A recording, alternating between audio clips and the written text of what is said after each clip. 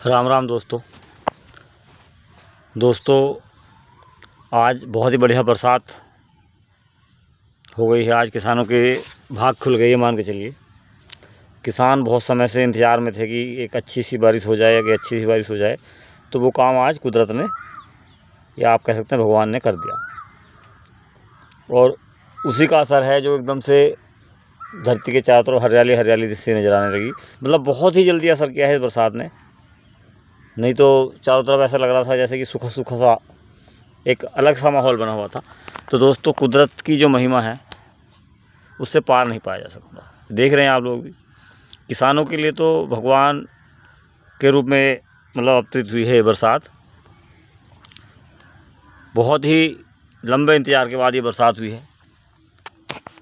तो देख रहे हैं आप लोग भी, देखिएगा कितना बढ़िया नज़ारा है ये देखिएगा, बिल्कुल हरियाली नज़र आ रही है। तब सूखा सूखा सा नज़र आने लगा था चारों तरफ से, इधर भी चारों तरफ हरियाली ही हरियाली नज़र आ रही है। अब एकदम क्विक रिस्पांस दिया है बरसात ने।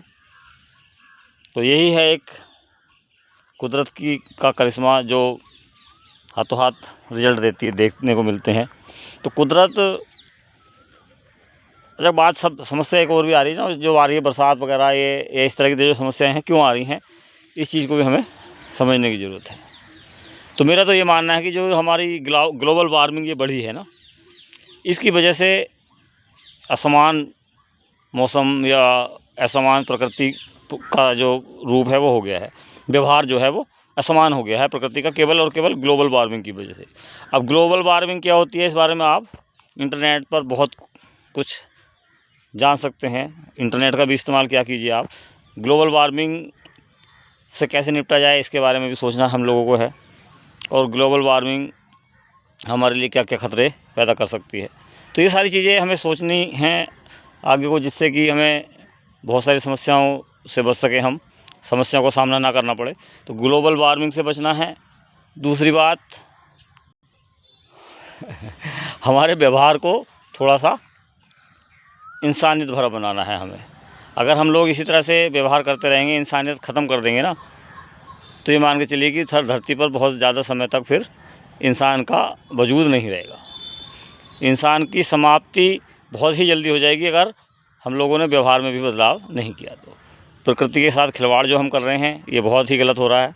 और प्रकृति के साथ खिलवाड़ करने का मतलब ये है, प्रकृति उसका बदला हमसे समय समय पर लेती रहती है। कहीं पहाड़ खिसक जा रहे हैं, कहीं कुछ हो जा रहा है, कहीं दिक्कतें बढ़ जा रही हैं। कुल मिलाकर प्रकृति भी जैसे को तैसा वाला मामला कर रही है। तो दोस्तों, प्रकृति से बहुत ज़्यादा छेड़छाड़ नहीं करनी है। अगर आप प्रकृति से छेड़छाड़ करेंगे तो प्रकृति आपको बख्शेगी नहीं, ये आप समझ लीजिए। और प्रकृति अब जब अपने विकराल रूप में आती है ना, तो फिर किसी की नहीं चलती उसके सामने। और प्रकृति बहुत जल्दी बदला लेती है, ये भी समझ लीजिए आप। तो दोस्तों, प्रकृति से छेड़छाड़ करना बंद कर दें, अपने आप को इंसान बनाएं। हैवान बनाने की ज़रूरत नहीं है, क्योंकि पता नहीं कितनी यहाँ से जातियाँ भी नष्ट हो चुकी हैं, धरती पे आई हैं चली गई हैं, आई हैं चली गई हैं। जिन्होंने भी प्रकृति के साथ छेड़छाड़ की है ना, तो उनको प्रकृति ने बख्शा नहीं है। तो आपका भी हमारा भी वजूद बहुत ज़्यादा लंबा नहीं रहेगा अगर आप यूँ ही प्रकृति के साथ छेड़छाड़ करते रहेंगे। तो आप ये मान के मत चलिए कि आप जो है मालिक हैं यहाँ धरती के या प्रकृति के। आपको केवल और केवल इसका उपभोग करने के लिए यहाँ भेजा गया है, और दुरुपयोग करने के लिए इसका नहीं भेजा गया है। तो आशा करता हूँ आगे से इन चीज़ का ध्यान रखेंगे, प्रकृति के साथ छेड़छाड़ ना करके अपने सामान्य जीवन को जिएंगे। बहुत ज़्यादा यहाँ पे बॉस बनने की ज़रूरत नहीं है इंसानों को। इंसान अगर ये समझ रहा है कि मैं धरती का जो है एक राजा हूँ, तो ये गलतफहमी अपने मुँह से, अपने मन से निकाल दे।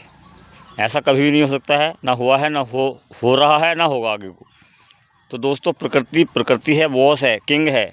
प्रकृति के आगे सब चीज़ फेल है। चाहे आप कुछ भी कितना भी प्रयास कर लें, प्रकृति से आप लड़ नहीं पाएंगे। अगर प्रकृति से लड़ने की हिम्मत आपके अंदर है, तो वो आप अपनी हिम्मत अपने जेब में रख लीजिए, वो जेब आपके काम आने वाली नहीं है। ग्लोबल वार्मिंग से बचाएगी प्रकृति तब जब आप उसके साथ कोऑपरेट करेंगे। ऐसा नहीं है कि प्रकृति के साथ छेड़छाड़ भी करेंगे, खिलवाड़ भी करेंगे, फिर भी आप सोच रहे हैं कि हमारे साथ ग्लोबल वार्मिंग में मतलब का हिस्सा हम नहीं बनेंगे।